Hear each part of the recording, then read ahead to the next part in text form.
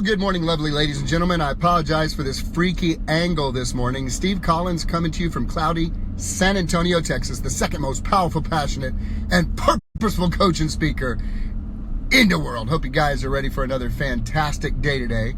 Thursday, one day before most of your favorite days. And I have a question for you with all of the division and vomiting of opinions going on in our country today. And I have a simple question for you. It's this: does what you believe and how you behave, does it begrudge and belittle, or does it build up and bless? This is a question I have for you. Does what you believe and how you behave, does it begrudge or belittle, or does it build up and bless other people? There's a great quote that says this: the world is changed by your actions, not by your opinions. Okay, so what you believe typically shows up in your behavior. And the lowest form of immaturity is a selfish focus on, I believe what I believe, so much so that I'm going to be ugly and mean to you if you don't believe what I believe. And I'm going to just y'all are bad and we're good. And it's division.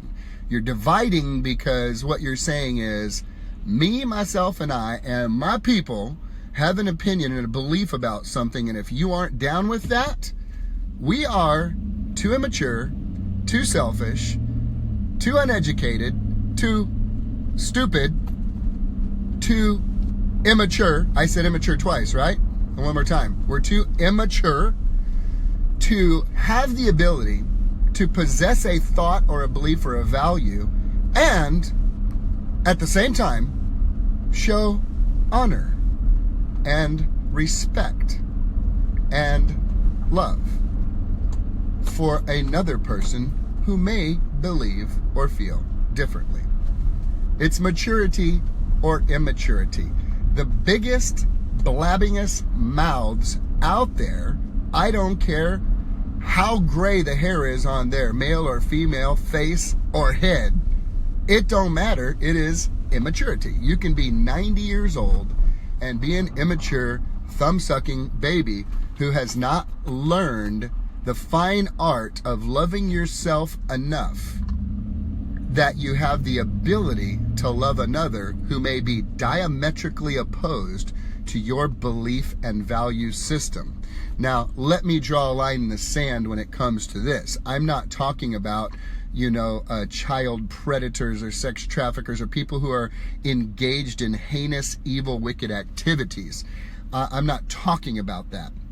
What I'm talking about is people who have differing opinions and people who have differing thoughts and feelings, say politically maybe, or say in terms of race, or in terms of privilege versus not, or history, or backing, or culture, or gender. Anything that has the opportunity to divide. I'm going to address two things real quickly. There's the immature, thumb-sucking baby whiners, and then there is the mature who model something spectacular. And Steve, what is that? What is that spectacular behavior that can be modeled? Well, it's this behavior. It's the behavior that says your belief is diametrically opposed to my belief. You completely see things differently than I do. And yet, you know what? I love you. I'm going to treat you good. I'm going to speak well of you, and I am going to bless you, and I am going to build you up, and I'm going to encourage you. And oh, by the way, if your kid is sick, I'm going to be there to help you. And if you're sick, I'm going to be there to help you. And if you need some money because your lights are shut off, I'm going to help you. I am going to bless you. I'm going to build you up. Well, but Steve, they are so far on the other side of the spectrum. You don't know what they bully. They're killing babies. Sad. Doesn't mean I have to be a jackass, right? Love y'all, Ziegler. Sorry about that. That slipped out. I don't have to be an immature jackwad. That sounded better. I have the ability to demonstrate the maturity of the type of love I have for me and self-respect I have for me, and the ability to share that and dispense that to other people who may be diametrically opposed in what I believe. They all have the right to the free will my Heavenly Father has given all men and women. You have free will. For me to come harshly against you and treat you like crap is to slap my daddy in the face, because even though we may be diametrically opposed in our belief system, we're still brothers and sisters for the most part. We all on this thing together for the most part. And I will tell you, in my home as a man with 7 children, I don't care what's going on in the house. I don't care what the kids are doing. They better not diss each other, and they better not disrespect each other, and they better not hurt each other. Family is, we have disputes and disagreements. We do not tolerate dishonor and disrespect. That is not tolerated. This is what I'm modeling and teaching my children. So I leave you with this question today, ladies and Geminis. Does what you believe and how you behave, does it belittle and begrudge because you're a baby? They don't believe what I believe, so I'm going to be loud and angry.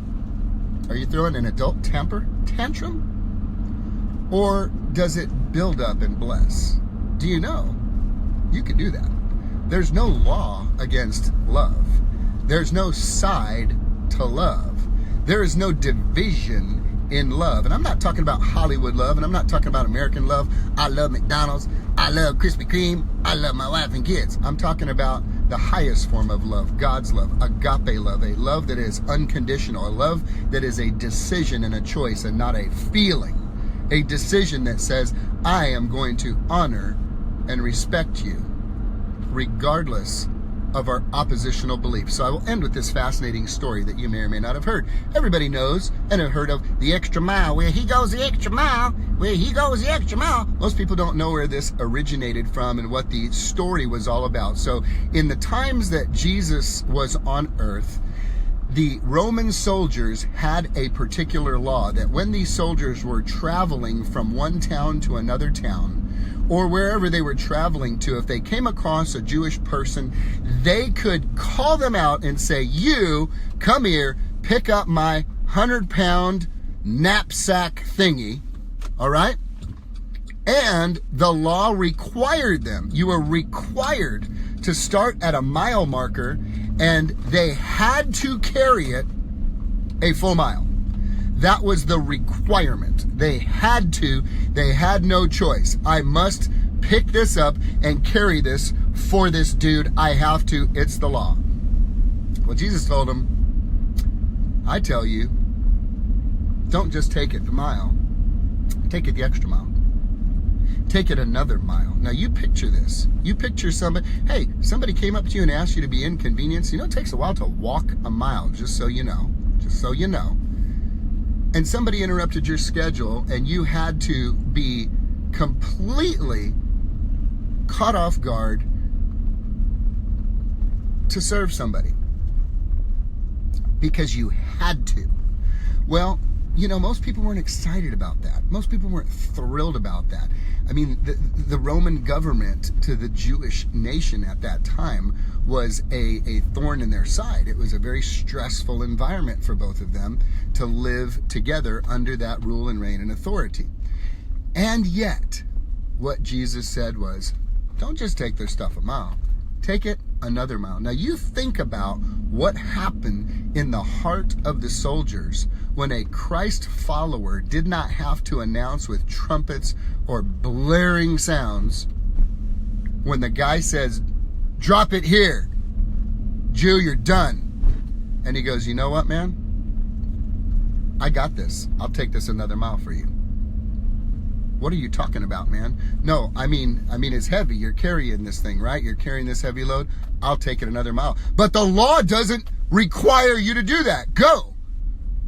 Well, no, I know the law doesn't require me to do that, but my Lord said that this is something I should do to be a blessing to you. But you're Jews, we're Romans, we ain't like that.